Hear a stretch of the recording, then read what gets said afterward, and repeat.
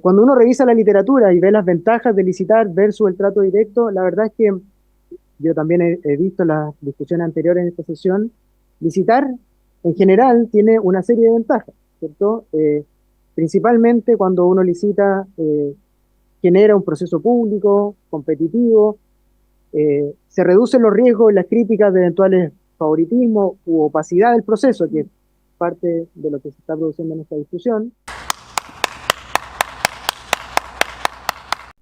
Vuelvo a decir esto, eventuales conflictos de interés, no estoy acusando a nadie, solamente pongo el antecedente en esta comisión investigadora, presidente, porque lo que nosotros estamos haciendo acá es resolver, escarbar a eventuales irregularidades en este trato directo, que ya suena raro justificar un trato directo, pero que además el centro que representa el señor González tiene dentro de sus directores a don Hernández Solminiak, que es hermano de don Patricio Solminiak, que fue gerente de Sokimich, justo en la época cuando estalla los conflictos del financiamiento irregular de la política.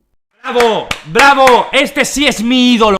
Si usted fuera asesor del presidente Boric y de aquellos que hoy día no están gobernando, porque acá yo escucho Máximo Pacheco, ojo, yo no lo conozco, no tengo ninguna relación con él. No, sí, pero a lo que me refiero es que no tengo ninguna relación. Pero que Sokimich, que Codelco, y todas las derivadas. Pero esto está fraguado o está hecho bajo el gobierno del presidente Gabriel Boric. Y como les gusta a mis amigos del Partido Comunista y del Frente Amplio, Dios salve a Chile y que ya queda menos, así que a resistir estos últimos 364 días de este gobierno que le ha hecho tan mal a nuestra querida patria. Dios salve a Chile y que termine luego este mal gobierno. Escándalo en el litio. Revelaciones sobre Sokimich sacuden a la Comisión de Minería. ¿Qué hay detrás del polémico acuerdo entre Sokimich, Codelco y el Estado de Chile? Hoy en La Política Chilena te traemos un análisis que no puedes dejar pasar. En esta segunda sesión sobre el trato del litio, las tensiones no hicieron más que aumentar.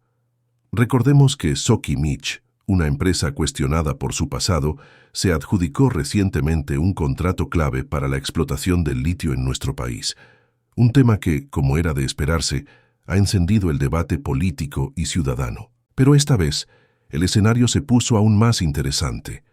Un profesor experto en recursos naturales fue invitado a exponer ante los diputados de la Comisión de Minería. Su intervención dejó en evidencia detalles cruciales: cómo funciona realmente el negocio del litio y cuáles podrían ser las consecuencias a largo plazo del acuerdo firmado por Chile. Y justo cuando parecía que nada más podía sorprender, estalló la bomba. Uno de los diputados presentes detectó un dato impactante. Uno de los directores de las empresas que están realizando estudios técnicos para este acuerdo fue presidente de Sokimich en la época en que la compañía estuvo involucrada en el escándalo de financiamiento ilegal de la política. Sí, escuchaste bien. Una figura clave del mayor caso de corrupción empresarial de la última década vuelve a aparecer, esta vez ligada a uno de los negocios más estratégicos para el futuro del país. ¿Estamos repitiendo los mismos errores del pasado? ¿Qué está haciendo el Congreso frente a esta situación? ¿Y cómo reaccionará la ciudadanía ante estas conexiones? Como siempre, su opinión es fundamental para enriquecer este análisis. A continuación, miremos un pequeño extracto del debate para luego dejar nuestros comentarios. Y recuerda, esto es Política Chilena, tu canal oficial de análisis político. Empecemos.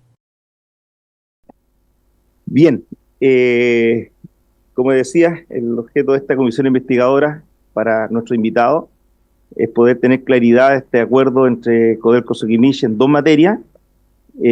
Primero, este contrato o este acuerdo de memorando entre Codelco y Sokimich por la explotación hasta el año 2060 de Salar de Atacama, y también la compra que realizó Codelco, para eso invitamos a Coronel Callaga, por Salar Blanco en Maricunga. Esos son los dos puntos que es la comisión, y para eso voy a acceder a nuestro invitado, al profesor don Germán González. Le vamos a dar 15 minutos para que usted pueda intervenir como máximo, puede ser menos también, para después iniciar una ronda de preguntas. Adelante, profesor.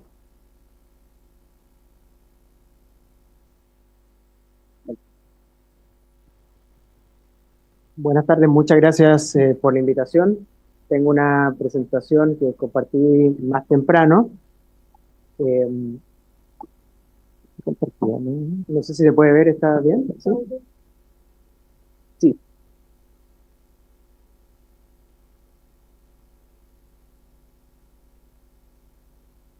Bien, gracias. Yo, en primer lugar, yo soy de formación economista, macroeconomista. Como se mencionó, yo soy profesor de la Universidad Católica y de la Universidad de Chile. Y, en primer lugar, muy brevemente, yo sé que son temas que ustedes conocen, pero quiero hacer una pequeña actualización sobre la situación del mercado del litio, muy breve antes de referirme al objetivo concreto de esta sesión. En el sentido de que quiero destacar la importancia que tiene el litio para un proceso que está en curso en el mundo, que es la descarbonización, el cambio de la matriz energética, y la importancia que tiene para el almacenamiento de energía renovable. Eso, más allá de las fluctuaciones de corto plazo, es una tendencia que está en el mundo y que no desaparece de un año para otro. ¿Sigo? Ya. Bueno, lo que estaba señalando acá es que cuando uno mira el mercado mundial del litio, la importancia que tiene para el mundo, ¿verdad? Es que es un insumo esencial para el proceso de electrificación y descarbonización de la matriz energética, un proceso que, más allá de las fluctuaciones que voy a mencionar brevemente que están ocurriendo en este mercado, es un proceso que continúa y que tiene una visión de largo plazo. Por el lado de la oferta, Chile tiene un papel protagónico en la industria del litio. Es el segundo productor mundial y es uno de los primeros países por cantidad de reservas de litio en el mundo. Y otro aspecto que me parece importante señalar es que por el lado de los consumidores, los principales demandantes de litio son China, Corea del Sur, Japón y Estados Unidos. ¿Por qué menciono esto? Porque me voy a referir más adelante a las consecuencias geopolíticas del acuerdo y cómo el rol de China como principal demandante de litio es fundamental para la discusión que estamos teniendo en el país. Es decir, el rol de Chile como uno de los principales productores del mundo, y el rol de China como uno de los consumidores más importantes de este material. Muy brevemente, una representación del precio del litio. Nosotros tuvimos un ciclo muy favorable que partió el segundo semestre del 2021 y que terminó a fines del 2023, que tiene esta alza del precio del litio desde menos de $10.000 la tonelada hasta $70.000 la tonelada en el punto máximo. Y eso significó, desde el punto de vista del fisco, para los ingresos fiscales, $5.400 millones de ingresos. Eso es 1,8% del PIB y una cifra muy significativa si se compara, por ejemplo, con los aportes de Codelco ese año, que fueron 0,7 del PIB, o los aportes de la gran minería privada, que fueron 4.560 millones, 1,5% del PIB. Entonces, en un año particular, con la estructura de contratos vigentes, el Estado se benefició, recibió las rentas, que es lo que más adelante voy a decir que debiera ser el objetivo de este acuerdo que se está negociando, del litio y de esta alza del precio del litio. Solo como referencia quiero mencionar que cuando se renegoció el contrato entre Corfo y SQM, el año 2018, se hicieron proyecciones respecto de lo que pasaría el año 2022 con los ingresos por litio, y en ese momento se estimaban $596 millones de ingresos para el año 2022. Es decir, esta alza del precio del litio, lo que vemos en la cifra es que se reflejó efectivamente en mayores ingresos para el Estado de manera significativa. Bueno, si es que existe preocupación por la caída del precio reciente del litio, esta es una estimación reciente de costos de producción. Ustedes pueden ver en esta figura cómo la mayoría de las empresas productoras de litio en el mundo tienen costos de producción que están por debajo de los $10.000 la tonelada. Al final, en el margen, hay unas empresas que tienen costos más altos, ¿verdad? Y que tienen dificultades con estos precios, pero la mayoría puede seguir produciendo con precios por debajo de $10.000 la tonelada, que son los precios que tenemos hoy día. Respecto de las proyecciones y las perspectivas, quiero señalar acá que la situación actual del mercado del litio es una situación de superávit en el mercado. Es decir, hay mayor producción que demanda, y esto tiene que ver en parte con los buenos precios que vimos. Los buenos precios del periodo 2021-2023 generaron una rápida respuesta de la oferta y también un ajuste en la demanda, principalmente derivada de menores beneficios para la transición energética, principalmente la electromovilidad. Y cuando uno mira proyecciones, estas son proyecciones de Cochilco del año pasado, las proyecciones de mediano, largo plazo, post 2029, 2033, que hacia dónde está mirando el acuerdo que hoy día nos convoca, considera que el precio del litio va a estar del orden de $18.000 la tonelada, o sea, superior al precio que está hoy día. Les voy a mostrar brevemente qué es lo que se está viendo para el mediano y largo plazo. En primer lugar, una demanda que va a seguir creciendo, ahí no sé si se alcanza a notar, son proyecciones de JP Morgan del año pasado, que muestran un crecimiento promedio anual de la demanda de 17,7% anual entre el 2022 y el 2030, y muestran un escenario de balance de mercado que ustedes pueden ver en el gráfico de la derecha, donde la situación de superávit gradualmente va moviéndose a una situación de déficit hacia el 2029 y el 2030. Es decir, con la información que tenemos hoy día, que valga mencionar que estamos en una situación de bastante incertidumbre, las perspectivas de mercado son positivas para el mercado del litio, son de un precio del litio superior al que tenemos hoy día y un mercado que pasa gradualmente de tener superávit a tener déficit. Eso como contexto. Déjenme pasar al punto de la presentación que tiene más que ver con el objeto de esta comisión. En primer lugar, lo que planteo en esta lámina es que la continuidad de la explotación del Salar de Atacama se podía llevar a cabo de distintas formas. Aquí puse 4 alternativas. Una alternativa era licitar la explotación a empresas mineras privadas. La segunda era extender el contrato con SQM sin participación estatal.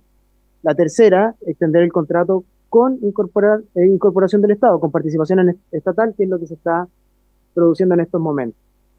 Y en cuarto lugar, entregar la operación al Estado después del año 2030. Lo que quiero decir es que las posibilidades eran múltiples, iban de una solución completamente de licitación a privado a una situación completamente estatal. Entre medio hay matices y finalmente se optó por una situación intermedia.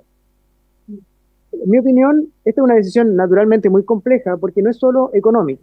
Nosotros acá somos economistas, pero es una decisión política, técnica y económica. Y lo que está ocurriendo en este momento con el acuerdo, ¿verdad? Con el acuerdo que estamos conversando en esta sesión entre Codelco y SQM es que, en primer lugar, el Estado, la Estrategia Nacional del Litio optó por un mayor rol del Estado. Un mayor rol del Estado. Si ustedes recuerdan, la primera opción del gobierno era tener una empresa nacional del litio, ¿cierto? Y como alternativa surgió la asociación con Codelco. Una vez decidido ese punto por parte del sistema político, la decisión técnico-económica fue extender el contrato con SQM. Así es como yo veo, ¿verdad?, esta asociación en etapas, ¿verdad? Cómo se optó por cada una de estas opciones creo que tiene en primer lugar una dimensión política, que fue, como digo, aumentar la participación del Estado vía una participación mayoritaria de Codelco en la empresa resultante, y en segundo lugar una decisión técnico-económica que fue ir en una asociación con SQM. Ahora bien, como acá la conversación que se está teniendo es sobre licitar o como alternativa, ¿cierto?, este trato, este acuerdo que se está llegando entre SQM y Codelco, cuando uno revisa la literatura y ve las ventajas de licitar versus el trato directo, la verdad es que yo también he visto las discusiones anteriores en esta sesión, licitar en general tiene una serie de ventajas, ¿cierto?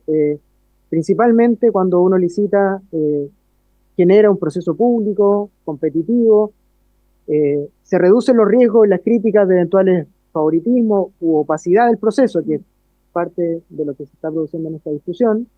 Se facilita la aceptación social de un proyecto de este tipo. Se espera tener mejores condiciones económicas para el Estado, principalmente como consecuencia de la competencia entre los oferentes. Es decir, esto parte del supuesto de que va a haber un número importante de oferentes que van a ofrecer condiciones favorables para el Estado, y permite también no solo elegir la mejor opción económica, sino que también la mejor opción técnica entre los oferentes. ¿Okay? Entonces uno pensaría, efectivamente tiene una serie de ventajas licitar versus un trato directo como el que se está llegando a acuerdo entre Codelco y SQM. Sin embargo, creo que es importante destacar que también hay opciones, hay situaciones en que es preferible un trato directo, o, es, o puede tener ventajas tener un trato directo. Por ejemplo, cuando el Estado necesita reaccionar rápido, aumentando la producción, desarrollando un proyecto o aprovechar determinadas condiciones económicas o geopolíticas. Es decir, este trato directo permite reaccionar rápido, ¿verdad?, a determinadas condiciones. Voy a enfatizar a continuación sobre este punto. Luego, también puede ser preferible un trato directo cuando se quiere dar continuidad a las operaciones, aprovechar la infraestructura existente y evitar interrupciones del suministro. En tercer lugar, en momentos de alta incertidumbre o de bajos precios de los minerales también puede ser conveniente un trato directo versus licitar, porque parte de los beneficios de licitar tiene que ver con las condiciones económicas que pueden ofrecer las empresas licitantes. Y con precios bajos, ¿verdad?, esas condiciones o el interés o el atractivo del proyecto se ve reducido. Y en cuarto lugar, relacionado con lo anterior, cuando se estima que no habrá suficientes oferentes, puede ser una mejor opción el trato directo. En síntesis de esta lámina, lo que quiero plantear es que el trato directo puede ser una mejor opción que la licitación si se cumplen determinadas condiciones, ¿verdad? Y eso es lo que habría que evaluar en este caso, si es que se cumplen o no esas condiciones. Y si la opción es el trato directo, en todo caso, se debe hacer con máxima transparencia y el Estado debe asegurar que se maximicen los beneficios para el país. Es decir, considerando estos pros y contras de las dos alternativas, si se opta por el trato directo, que es como está avanzando el acuerdo entre Codelco y SQM, es necesario, ¿verdad?, que esto sea con la máxima transparencia y asegurándonos de que entregue los mayores beneficios para el país.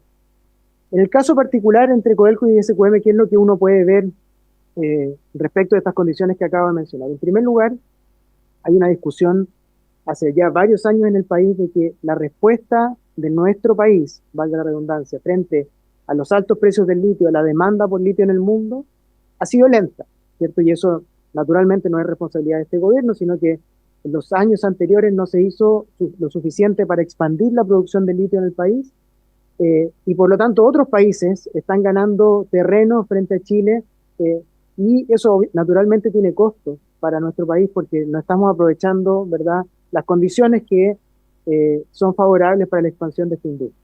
Entonces se necesitaba una respuesta rápida y en ese sentido parece ser que el acuerdo con la empresa que está actualmente en el salar puede ser positivo para reaccionar rápido a esta mayor demanda que, como digo, ha sido catalogada por diversos analistas como lenta en el caso de Chile, como que estamos perdiendo una oportunidad como país.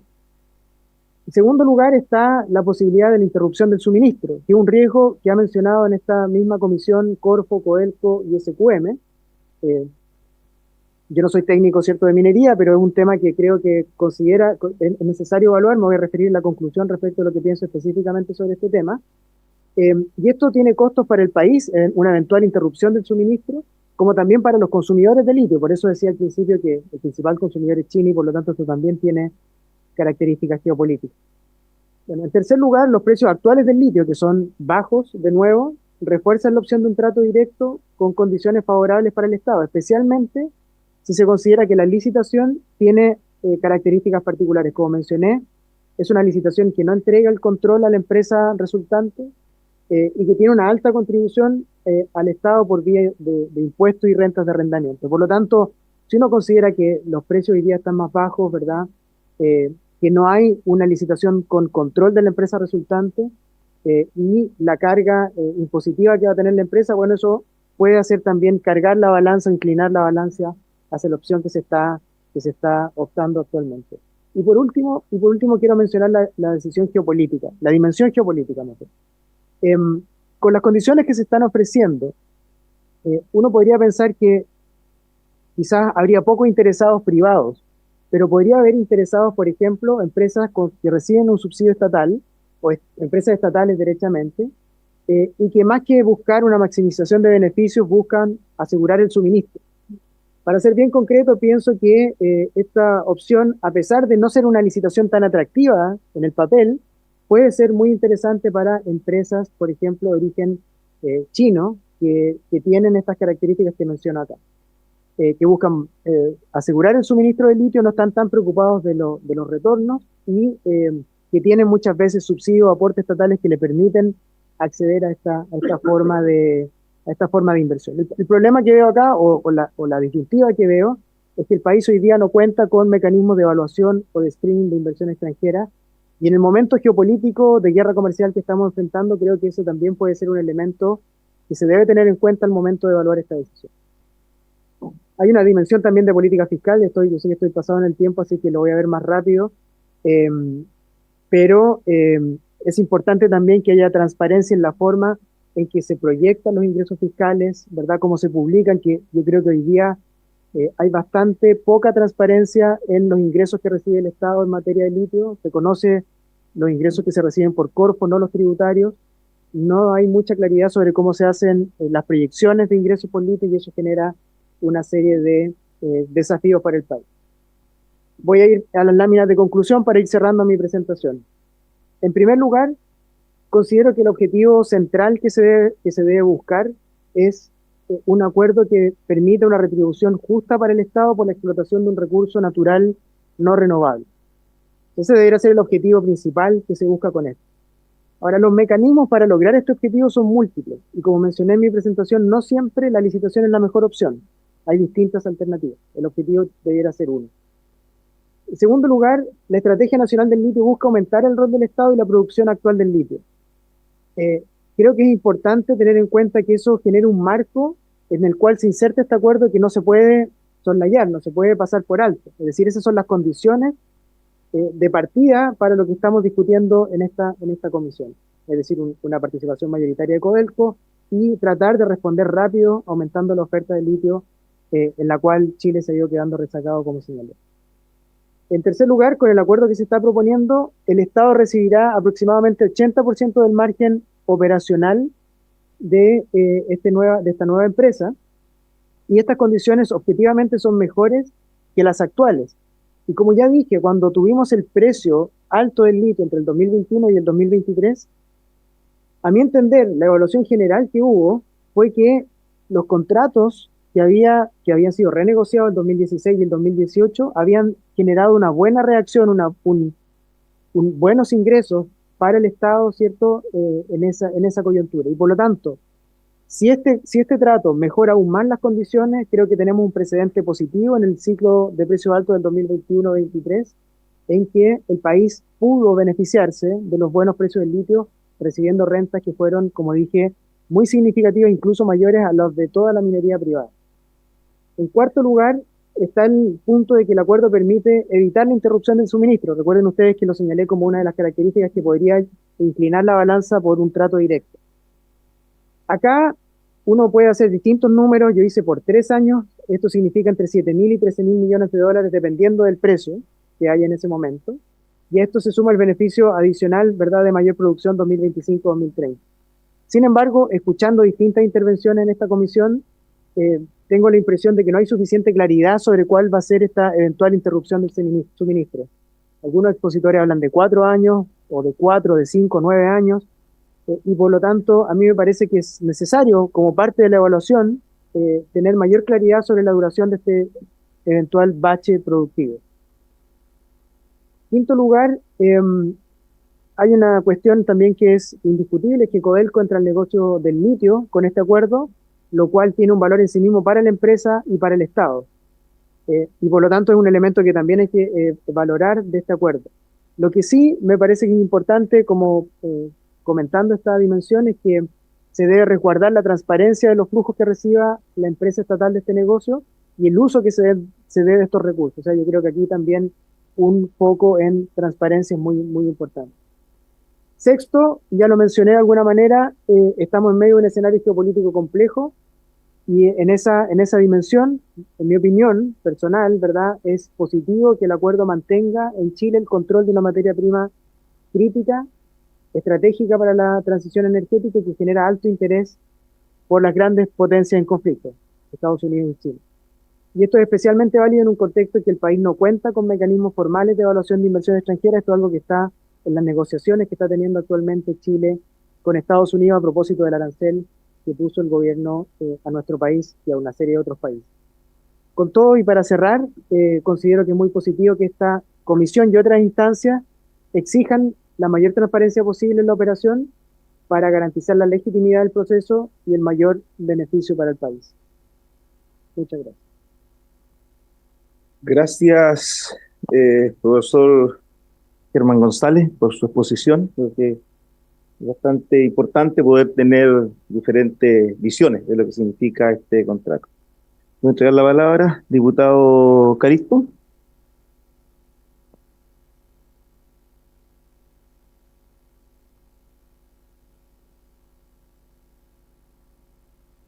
Sí, muchas gracias, presidente. Pero quiero también sumarme al agradecimiento de la exposición de don Germán González, perdón, del Centro Latinoamericano de Políticas Económicas y Sociales, CLAPES, Universidad Católica. Yo estaba revisando con estas herramientas de la tecnología que nos entrega esta sala de comisión, presidente, y yo quisiera preguntar, porque estaba leyendo acá una entrevista del señor González, que nos acompaña, del año 2024, donde él señala, porque esto es una comisión investigadora, por eso pongo estos elementos sobre la mesa. Yo tengo el mayor de los respetos, presidente, por el trabajo técnico, profesional y de la academia en general, mucho más si es de la Universidad Católica. Pero uno tiene que ir a buscar referencia y señala aquí efectivamente, valida el acuerdo entre Sokimich y Codelco. Hoy día el señor González nuevamente lo señala hoy día en esta comisión, que en parte justifica o da argumentos favorables respecto al trato directo, algo que nosotros hemos cuestionado muchísimo en esta comisión, porque, y hemos dicho muchas veces, en Chile hasta para comprar sillas se hace licitación, y en este caso, habiendo muchos potenciales oferentes, resulta que venimos a justificar un acuerdo entre gallo y medianoche y a puerta cerrada, y que nadie conoce muy bien cuáles son los antecedentes que sustentan este acuerdo. Y muy bien lo ha dicho el señor González, lo importante es que sea transparente. Bueno, esa es la transparencia que nosotros no hemos conocido. Y por lo mismo, quiero preguntarle, presidente, por su intermedio, a don Germán González, ¿cómo se logra separar esta relación? Porque yo estaba revisando acá que que CLAPES, es decir, esta entidad de la Universidad Católica, el director alterno es don Hernández Solminiak, ¿no es cierto? Hernández Solminiak, que asume como director de CLAPES, Universidad Católica, que es hermano del gerente general de Sokimich, que en ese minuto fue hasta el año 2018, don Patricio Solminiak. Entonces, yo me imagino, no sé, la familia Solminiak participa de las decisiones de CLAPES, ¿cómo se logra, digamos, de alguna manera separar las funciones técnicas o las orientaciones técnicas que nos entrega la Universidad Católica a través del centro CLAPES, ¿ya?, versus la participación de los directores, que además tienen eventuales, vuelvo a decir esto, eventuales conflictos de interés? No estoy acusando a nadie, solamente pongo el antecedente en esta comisión investigadora, presidente, porque lo que nosotros estamos haciendo acá es resolver, escarbar a eventuales irregularidades en este trato directo, que ya suena raro justificar un trato directo, pero que además el centro que representa el señor González tiene dentro de sus directores a don Hernández Solminiak, que es hermano de don Patricio Solminiak, que fue gerente de Sokimich, justo en la época cuando estalla los conflictos del financiamiento irregular de la política, recordémoslo bien. Entonces, yo no sé si se puede, no sé, pedir a lo mejor a la rectoría de la Universidad Católica o al centro de estudio algún elemento que nos exponga, digamos, cómo se separa estos eventuales conflictos de interés cuando hay directores de hermanos que participaron en Sokimich, y que hoy día además la sugerencia que nos da el centro de estudio es validando o de alguna manera reforzando lo que ha hecho Sokimich con Codelco. Entonces, por eso me salta la duda, presidente. Gracias, diputado Calixto. ¿Alguien más pide la palabra? Bueno, si nadie más de mis colegas pide, no, solamente quiero hacer una referencia. Yo creo que, tal como usted dice, profesor, la transparencia aquí es vital, y por eso es que nosotros estamos acá. Y ahí donde nos dejan tantas dudas, porque todo esto nosotros lo conocimos a espaldas. tanto el acuerdo de memorándum como después el anuncio del futuro contrato, todo fue a espaldas. Y cuando es transparencia, uno no entiende cómo Codelco puede entregar un trato directo a una empresa que le dé más de $1.000 millones por impuesto específico a la minería, al Estado. Nos parece extraño y nuevamente escucho este tema del valle productivo, el de que se va a detener la producción cuando el contrato de Corfo con Soquimich establece claramente de que entre el año 2027 y 2029 Soquimich debe dar toda la garantía para un proceso de licitación, es decir, la empresa que postulan pueden entrar, pueden ir. La transparencia, que el propio gerente Ricardo Ramos diga que ellos están pagando 0 pesos por la explotación del litio entre 2031 y 2060. Eso es poco transparente también. Cuando usted habla también del aumento de las 300.000 toneladas del 2025 al 2030 y Soquimich se lleva 220.000 toneladas y el resto queda solamente para el Estado. O sea, claramente aquí es transparencia, aquí no hay nada. Este acuerdo del contrato que hizo Codelco con Morgan Stanley por la asesoría, que no se sabe cuánto se pagó, y que también está, que no pueden decir porque hay un acuerdo de confidencialidad. Entonces, todas esas son dudas que nosotros tenemos. Y yo solamente quiero hacer una sola pregunta respecto a esto, vuelvo a insistir en el tema de la interrupción de la producción, que usted lo asimila a 3 años por una pérdida, una falta de ingreso de entre 7.000 a 13.000 millones. ¿De dónde salen eso? Eso porque, vuelvo a insistir, o sea, aquí, si los procesos de licitación se hacen como corresponde, jamás debe haber un problema en la continuidad operacional.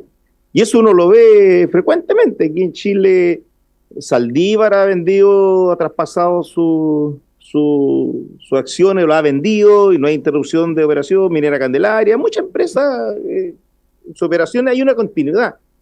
Entonces yo todavía no logro entender y nadie lo ha explicado, no lo ha explicado ni Máximo Pacheco, no lo ha explicado ni el señor Benavente, ni el señor Vitrán, que de dónde sacan que la producción puede ser detenida. Solamente esa pregunta y más la pregunta del diputado Calixto, por favor. Ah, Minera Saldívar, sí.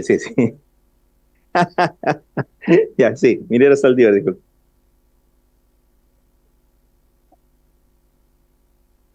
Bueno, muchas gracias por las preguntas. Bueno, primero, señalar que yo efectivamente soy académico de la Universidad Católica y de la Universidad de Chile, soy profesor asociado del Departamento de Derecho Económico de la Universidad de Chile, y también trabajo como coordinador macroeconómico de CLAP-SUC, donde el profesor Hernández Solminea, que es un investigador, no es el director ni el subdirector,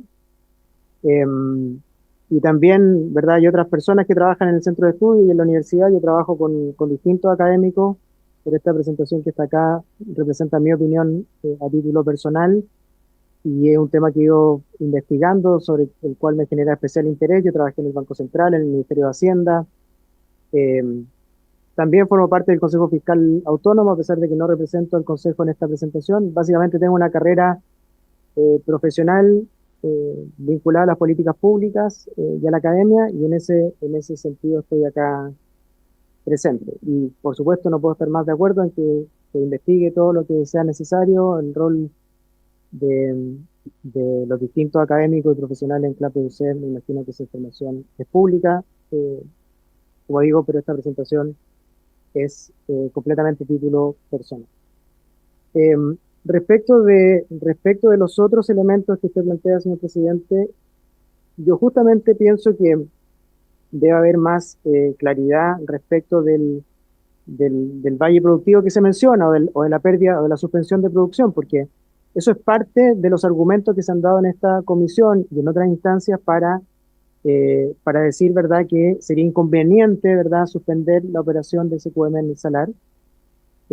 Y por lo tanto, y yo por qué, y lo puse en mi presentación, por qué lo considero como un antecedente relevante, porque lo ha planteado Codelco, lo ha planteado SQM, lo ha planteado, digamos, las distintas instancias, que Corfo también, Y por lo tanto yo creo que esta comisión sería bueno que tuviera información técnica de si efectivamente se va a producir o se podría producir ese problema de suspensión productiva.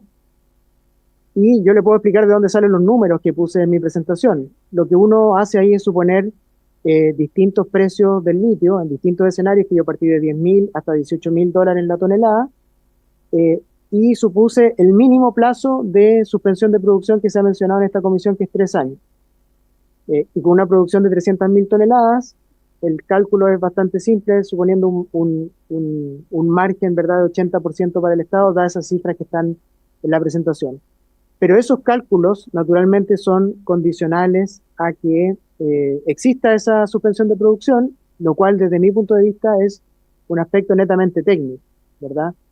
Yo asumo que puede producirse esa suspensión de producción porque las personas que están a cargo, ¿verdad?, de las grandes empresas que están en esta negociación, en este trato, lo señalaron, pero efectivamente es algo que, efectivamente, en mis conclusiones destaco que es algo que debiera aclararse de la mejor forma posible.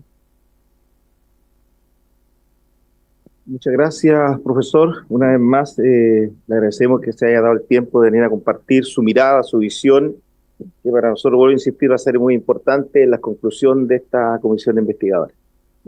Bueno, a continuación vamos a dar la palabra al economista y abogado don Julián Alcayaga para que nos haga esa presentación y luego también hacer la ronda de preguntas y sacando las mejores conclusiones. Adelante, don Julián.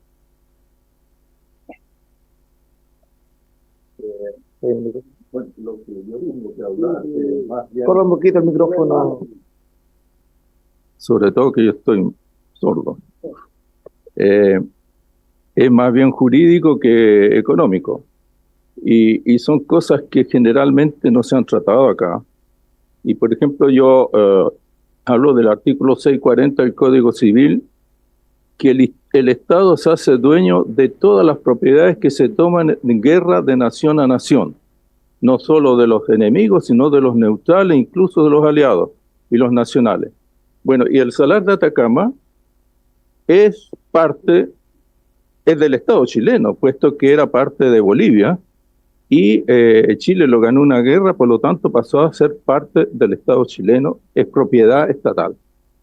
Eso no hay discusión hasta la fecha. El 30 de mayo de 1884, el presidente Domingo Santa María, es decir, poquitos años de terminada la guerra, recién había terminado la guerra, y mediante un decreto dispone que a partir del paralelo 23 hacia el norte no se pueden entregar depósitos de salitre, boratos y demás sustancias relacionadas con los nitratos. Posteriormente, el Código de Minería 1888, que es el segundo Código de Minería de Chile, también aquí se reserva al Estado la explotación de la guanera en cualquier estado y de depósitos de nitratos, sales amonacales análogas que se encuentran en terrenos del Estado de las municipalidades. Eso tiene importancia no tan solo para este salar, sino que también para Maricunga. Después viene el Código de Minería de 1930-1932, que vuelve a establecer la reserva al Estado de los nitratos, sales amonacales, del yodo, etcétera, y todos los químicos que comprendan esos minerales. Y el año 1940 se promulga la ley 6.482, que crea el Consejo de Fertilizantes, porque era necesario tener fertilizante para el desarrollo de la agricultura en Chile, y en el Estado, y en el artículo 6, se reserva al Estado la explotación de todos los fertilizantes, se reserva los yacimientos, no la sustancia. Entonces son los yacimientos que quedan en manos del Estado, entre ellos el yacimiento del Salar de Atacama, porque el Salar de Atacama contiene esos elementos y eso fue corroborado por el Instituto de Minas del Estado el año 1969 a raíz de una discusión que se armó en la Cámara de Diputados precisamente por el diputado Narciso Uruleta, que denunció que Anaconda estaba haciendo manifestación en el Salar de Atacama, donde no hablaban del litio, pero lo que perseguían era el litio, porque hacían manifestaciones por eh, por, por cobre y otros minerales. Ese Consejo de Fertilizantes fue reemplazado en 1942 por el Instituto de Economía Agrícola, que pasó a obtener todo el patrimonio, capital, y activos y pasivos de el Consejo de Fertilizantes. Entre ellos, entonces, estaba la reserva que tenía el Estado sobre los fertilizantes, en el Salar de Atacama o en cualquiera de los salares. Posteriormente, en mayo del 53, eso pasó a otra institución, pasamos por alto esos detalles, y finalmente, el año 1960, a raíz de las instituciones anteriores, se crea la empresa de comercio agrícola ECA, que tuvo mucha importancia en Chile en los tiempos del presidente Jorge Alessandri, Eduardo Frei y Salvador Allende. Y que eso duró hasta el año 1989, cuando se la reemplazó por EMASA. Pero ya el ECA había recibido el patrimonio de todas las sociedades anteriores, por lo tal comprendía también los yacimientos en que tenían fertilizantes. Entre ellos está también el salar de Maricunga. Las pertenencias Joma de Corfo. En mayo de 1976, en el juzgado de Calama, efectuó manifestación minera por 75.000 pertenencias, 5 hectáreas cada una. Ahí está el rol, 1309-1976, juzgado de Calama, que era casi exactamente lo mismo que había presentado Anaconda el año 1967, rol 3453 de 1967, que no pudo continuar porque se opuso el Consejo de Defensa del Estado. Sin embargo, Corfo en 1977 mensuró 59.820 pertenencias solamente de las 75.000 manifestadas. Posteriormente, en noviembre del 78, renunció a 26.252, y aquí me equivoqué, no son 32.768, sino 33.568 las que quedaron de las pertenencias Joma de Corfo. Pero aquí está un resumen, bajando las 75.000, las pertenencias mensuradas 59.000, renunció, quedaron 33.000. De esa, entregó a SQM 28.054, que están en explotación solamente 16.834, entregadas al Albemarle 3.344, por lo tanto le quedan a Codelco de las mensuradas y no renunciadas 2.170. Pero tienen las renunciadas 26.252. Por lo tanto, solamente de las que mensuró Codelco tiene 28.492 pertenencias de 5 hectáreas cada uno en el Salar de Atacama. Y 43.602 de las 75.000 que manifestó. Y nadie más puede manifestar litio en el Salar de Atacama, porque está prohibido por el DL 2886. Entonces, Codelco dispone de 28.422 pertenencias de las mensuradas, o 43.603 para explotar litio. Entonces, la interrupción de suministro o interrupción de explotación es una faramalla. Es cierto que es como un chantaje que hace SQM, pero además que Codelco lo levanta como para decir, sí, si no le damos este contrato a SQM, durante 3 años no vamos a tener producción y Chile va a perder una cantidad de dinero. Y eso no es cierto, las cifras están ahí. ¿Para qué voy a seguir hablando del DL 2886? Ya seguramente se ha hablado lo suficiente aquí, que es una reserva al Estado del litio. Y ya no es una reserva legal, es una reserva constitucional, porque el DL 2886 lo dictó la Junta Militar en base a su poder constituyente. Y es una disposición constitucional que está vigente y que no ha sido abolida, no ha sido derogada. Entonces, el Estado es el que tiene la reserva sobre el litio constitucional eso es lo que más hay que remarcar, que es un derecho constitucional de reserva del litio en todos los yacimientos donde se encuentren, no tan solo en el Salar de Atacama, sino en todos lados. Y aquí estamos, lo que dice un profesor de Derecho de la Universidad de Chile, que escribió este libro en 1965, su abuelo era profesor de la Universidad de Chile, su papá, que se llamaba igual, Enrique Escala, también era profesor de la Universidad de Chile, y hacen toda esta aseveración con respecto a lo que significa la reserva de mina o de zonas mineras, porque existen no tan solo reservas de sustancias minerales, también existen reservas de yacimientos y de zonas mineras. Y eso es lo que, continuamos, que es lo que nos dice el profesor, que al hacer el Estado reserva de un producto minero o de un yacimiento minero, está extrayéndolo de la denunciabilidad. Lo que ahora se llama, más que hablar de denunciabilidad, es concesibilidad. Y efectivamente, la misma Constitución establece que el Estado es dueño de todas las minas, pero enseguida dice se le puede entregar a los que lo descubran o quieran explotarlo, en el inciso 7 del número 24, artículo 19 de la Constitución. Entonces, todos son concesibles, salvo la misma Constitución establece los hidrocarburos, cosa que ya había hecho la ley anteriormente, el artículo 4 del Código de Minería y el 6 de la ley 6.482. Entonces, ¿qué es lo que estamos viendo aquí? Que existen reservas, no tan solo legales, que existió el artículo 4 del Código de Minería de 1932, existió hasta 1982, cuando se hizo el nuevo Código de Minería, que estuvo presente, muy presente, don José Piñera. ¿Qué es lo que nos dice el señor Escala?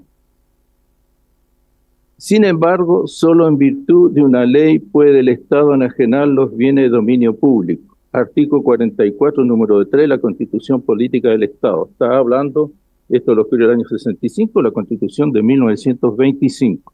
Es decir, cuando una sustancia minera o un yacimiento minero sale de la concesibilidad o denunciabilidad, pasa a ser bien público, bien del Estado. Y al ser bien del Estado, solamente por una ley, dice la Constitución de 1925, se puede disponer de ella. Pero la Constitución de 1980 dice casi exactamente lo mismo que la de 1925. El artículo 63 solo son materia de ley, y el número 10, las que fijen las normas sobre enajenación de bienes del Estado o de las municipalidades y sobre su arrendamiento o concesión. Es decir, no tan solo venderla, sino que arrendarla o hacer una concesión solo se puede hacer por ley en lo que tiene que ver con lo que son reservas del Estado, los que son bienes públicos. Y aquí tampoco entra a jugar el artículo 19, número 24, inciso 10 de la Constitución, que establece que la exploración, explotación o el beneficio de los yacimientos que contengan sustancias no susceptibles de concesión podrán ejecutarse directamente por el Estado o por su empresa o por medio de concesiones administrativas o de contratos especiales de operación, bajo los requisitos que firma el presidente de la República. Sí, pero el litio no está en las sustancias no concesibles, no susceptibles de concesión, aunque lo diga el Código de Minería, porque sobre el Código de Minería está el DL 2886 constitucional, que dice que no es concesible el litio. Entonces no entra a jugar este asunto del 19, número 24, inciso 10, para que se pueda hacer una concesión administrativa de algo que no se puede hacer mediante una concesión administrativa. Los SEOL se han hablado que son los que sirven para que el Estado pueda licitar. Entonces la licitación internacional a todos los privados se tendría que hacer mediante un SEOL. Pero eso no se puede hacer porque no existe una ley. Es decir, al menos yo desconozco, no he encontrado una ley que diga que existan, que le dé legitimidad a un SEOL. Solo el DFL2 del año 86, que estableció los SEOP para el petróleo, pero que también dice no conferirán ningún derecho sobre dichos hidrocarburos, elementos y compuestos, ni concederán facultades de apropiación o aprovechamiento sobre los mismos. Los SEOP no afectan el dominio del Estado, no constituyen concesión y no confieren ningún derecho.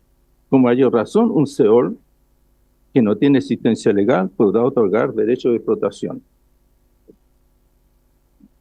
El acuerdo Codelco-SQM es entonces inconstitucional, porque el DL 2886 constitucional reserva al Estado el litio y por el número 10 del artículo 63, eso se tiene que hacer por una ley. Entonces, es este Parlamento que tiene que decir si se acuerda, si se llega a acordar que se haga una ley para que Codelco le pueda, incluso eso, ni siquiera eso, porque Corfo le entregó a Codelco mediante ¿qué? Una carta. ¿Ah? Es decir, entre amigos aquí estamos disponiendo los bienes del Estado, entre amigos, ¿no? Una ley. Entonces, naturalmente que si esto es inconstitucional, todos los chilenos podemos hacer una demanda, una acción constitucional de nulidad de derecho público de este acuerdo entre Codelco y SQM. Y si hay algunos diputados que quieren participar en eso, mucho mejor. Ya lo hicimos anteriormente con algunos diputados para el acuerdo Corfo-SQM, pero que no pude continuar con ello. Hasta ahí llega sobre Codelco y enseguida paso a la compra de la mina Salar Blanco de Maricunga.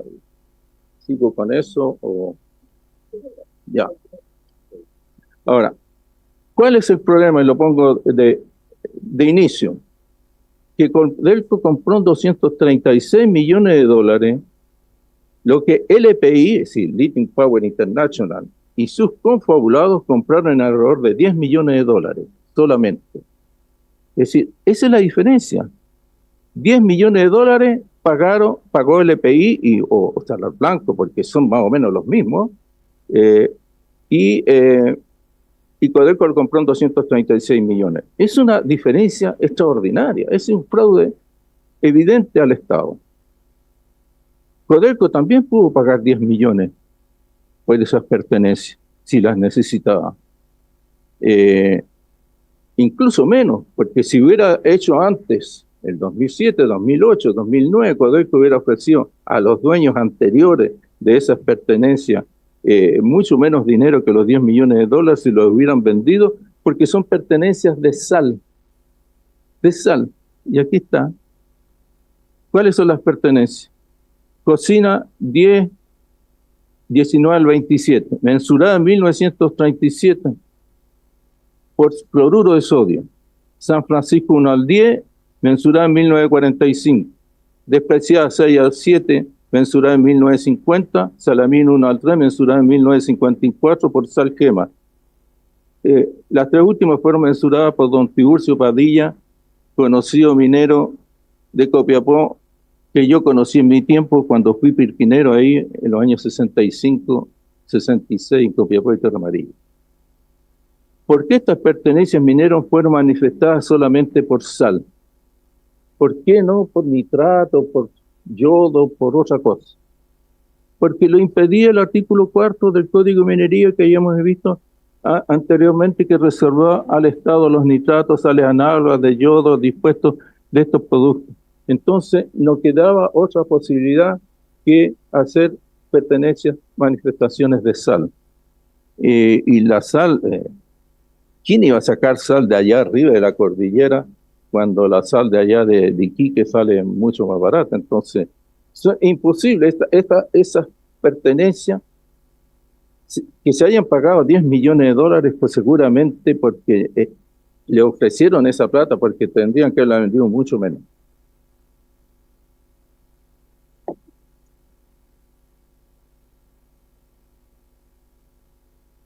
¿Quiénes son los que compraron en 10 millones de dólares por Maricunga?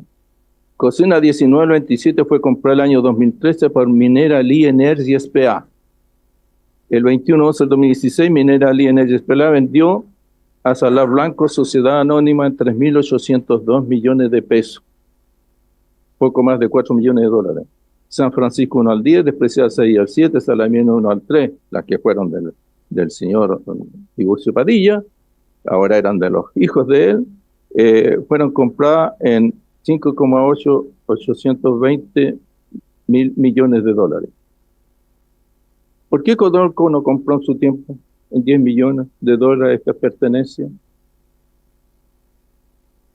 La empresa confabulada, Minera Lee Energy S.p.A., sociedad creada en 2010 por Lee 3 Energy Inc., sociedad de la bolsa OTC de Estados Unidos, que actuó por intermedio del señor Arturo Ortúzar Vicuña, administrador de Baker McKenzie en Chile, que es una sociedad de juristas internacional. Y el señor, en la creación de Minera Lee Energy, el señor Antonio Ortúzar dice que él puso $100,000, él los puso, los $100,000. Pero después, más adelante, en otras modificaciones, Lee Tra Energy dice que es el único accionista, que él puso la plata. BBL S.p.A., creada el 21 de mayo de 2013, único accionista, Martín Borda, a través de su sociedad en PAL Limitada. Capital, $1 millón de pesos. Ese mismo año, esta empresa pasó a denominarse Minera Salar Blanco S.p.A. El 2014 se integra a Minera Lee Energy S.p.A. la sociedad BBL con aumento de capital. El 24/07 de 2015 es creada recién Lithium Power International Limited en Australia. Y el 16, LPI Australia crea en Chile Lithium Power Inversiones Chile S.p.A. El 21 de septiembre del 2015, Minera Salar Blanco S.p.A. y Cristóbal García Huidobro modifican dicha sociedad Minera Salar Blanco S.A. por Minera Salar Blanco Sociedad Anónima. Y el señor Cristóbal García Huidobro aparece en el directorio de Salar Blanco y en LPI en Australia. Entonces, de que hay confabulación entre estas sociedades, sí. Pero ahora quiere haber otras cosas, las actuaciones del Estado. Por resolución 512 de octubre del 2016, el Senagiomín autoriza a Minera Lee Energy S.p.A.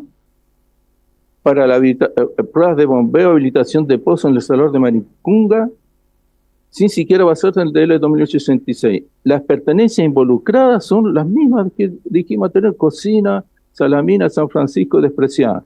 Constituida para explotar sal, sin embargo, Senagiomín autoriza el bombeo de salmuera para litio, potasio y otro. En ese tiempo, el señor Pacheco todavía era ministro de Energía, en octubre del 2016.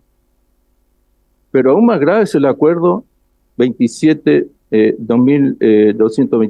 2018, de febrero del 2018, mediante el cual la SECHEN autoriza a Minera Salar Blanco Sociedad Anónima a producir y comercializar productos de litio en el Salar de Maricunga, desde su pertenencia a Cocina, etcétera, etcétera.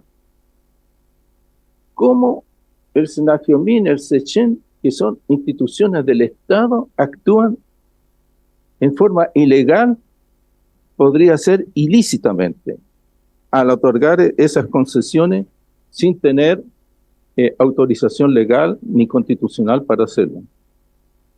Y es precisamente a raíz de esas autorizaciones del Senagiomín y de la SECHEN que se pudo hacer el estudio de impacto ambiental, y sí se legalizó todo. Se legalizó todo para que Codelco pudiera pagar 236 millones de dólares por unas pertenencias que no le daban derecho a explotar litio y que son de sal, y que Codelco podría haber comprado 10 millones de dólares. Por eso yo he hecho querella contra quienes resultan responsables por fraude al fisco, por haber comprado 236 millones de dólares, lo que les costó 10 millones de dólares. Bueno, sí pueden que hayan gastado mucho más dinero en pagar gente para hacer todo esto, porque Senagiomín y Les Sachsen gratuitamente no hicieron eso. Algo pasó ahí que ellos sacaron esas resoluciones que son ilegales. Muchas gracias, señor presidente. Muchas gracias, don Julián Alcayaga. Abro la palabra si hay algunas consultas, alguna intervención de los diputados.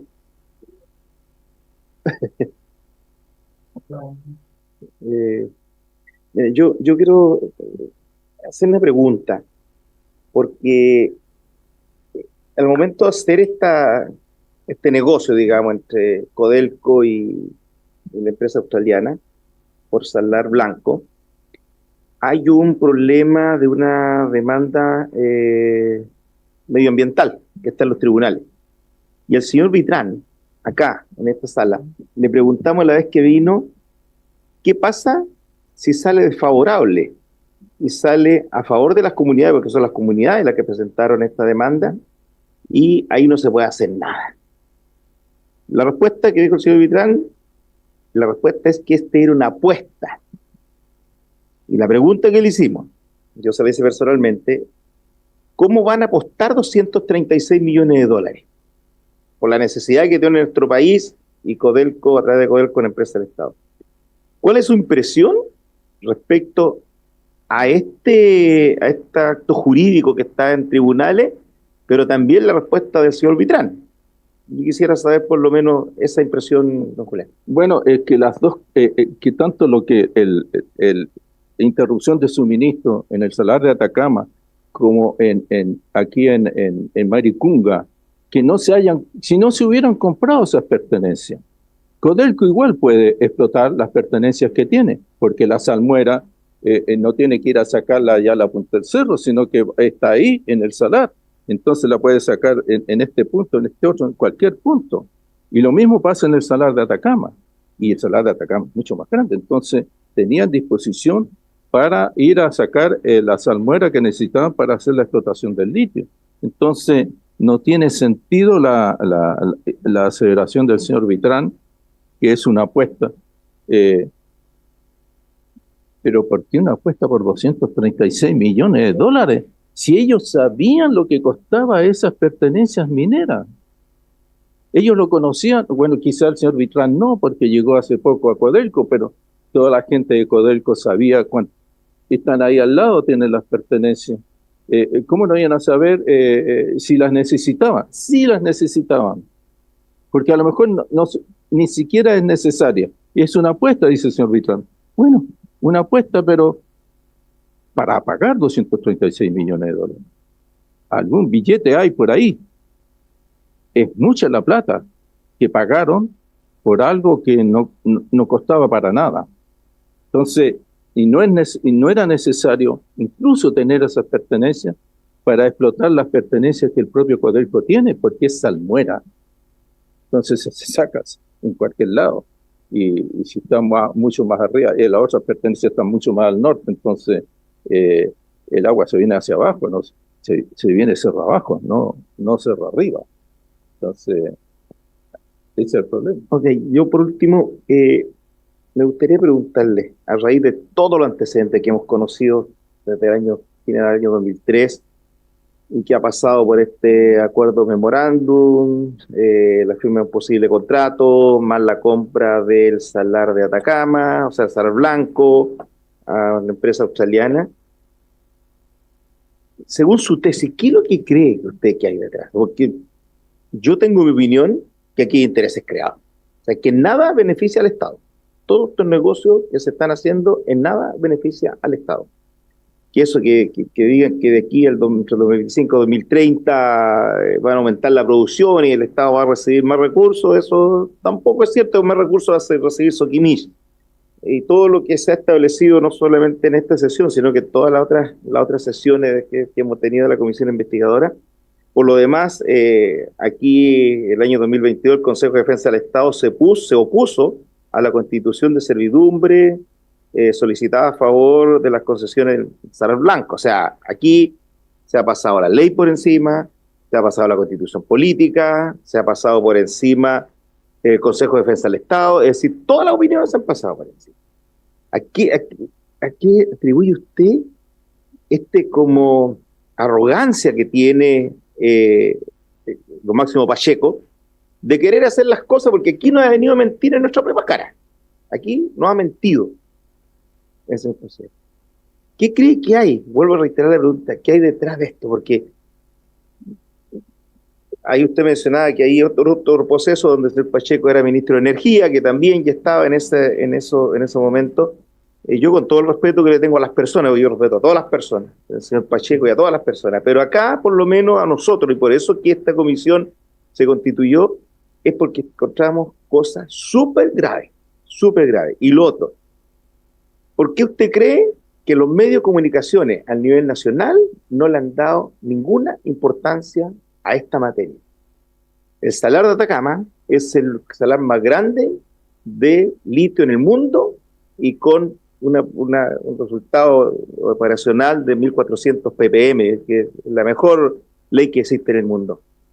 ¿Qué cree usted que hay detrás de todo esto? Bueno, lo que creo, y desde hace mucho tiempo, en primer lugar, que desde el año 2010, las transnacionales mineras se apoderaron de la administración de Codelco, gracias a la ley 19.392, que cambió la ley orgánica de Codelco, y de ahí las transnacionales se apoderaron de Codelco, y uno podría decir, como decía la prensa en ese tiempo, ahora que entraron expertos,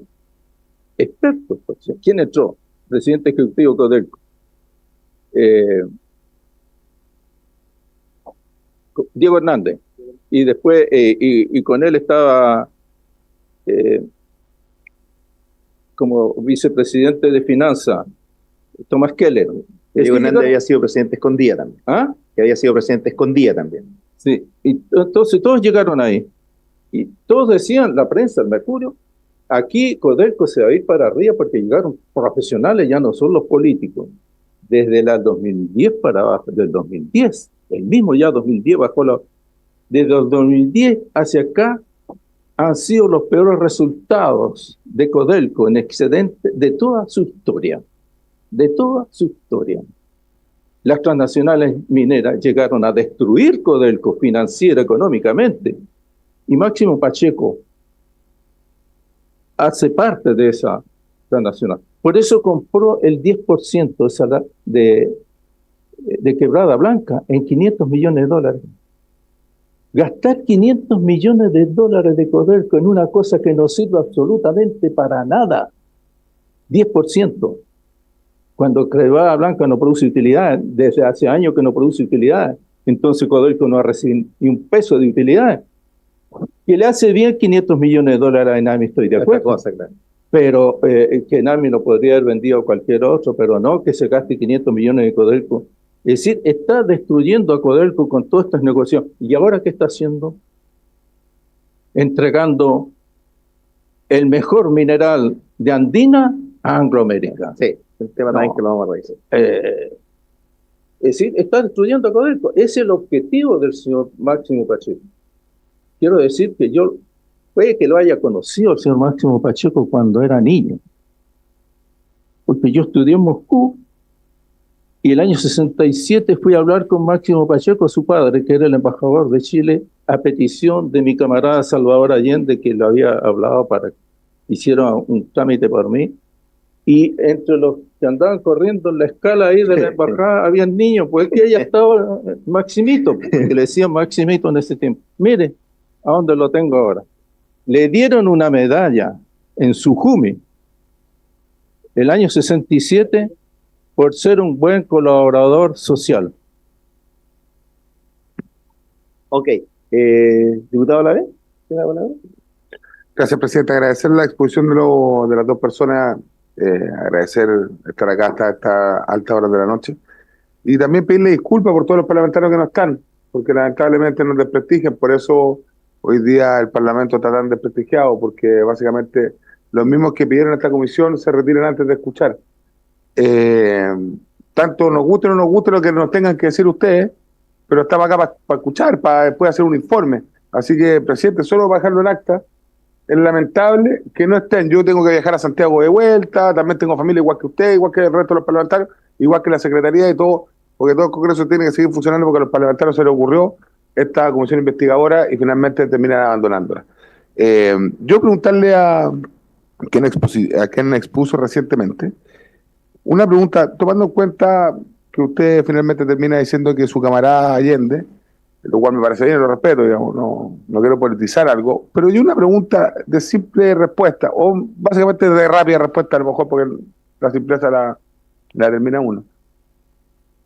Si usted fuera asesor del presidente Boric y de aquellos que hoy día no están gobernando, porque acá yo escucho Máximo Pacheco, ojo, yo no lo conozco, no tengo ninguna relación con él. No, sí, pero a lo que me refiero es que no tengo ninguna relación. Pero que Sokimich, que Codelco, y todas las derivadas. Pero esto está fraguado o está hecho bajo el gobierno del presidente Gabriel Boric. Y yo no he visto aquí ninguna autocrítica para Boric. Presidente, mire, la gracia de esta comisión investigadora es que al final veremos el informe, veremos cómo votamos, cada uno en consecuencia. Yo, por lo general, trato de ir escuchando a cada uno de los expositores para después hacer mi juicio y no hacer un prejuicio. Pero solamente porque seguimos estando en una cámara política, es que esto viene mandatado por el presidente Gabriel Boric y sus asesores. O sea, básicamente el presidente Boric hace un convenio sin licitar, por lo que estamos viendo, de miles de millones, para 50 años, 30 años, etcétera, con el yerno de Pinochet, pues, básicamente.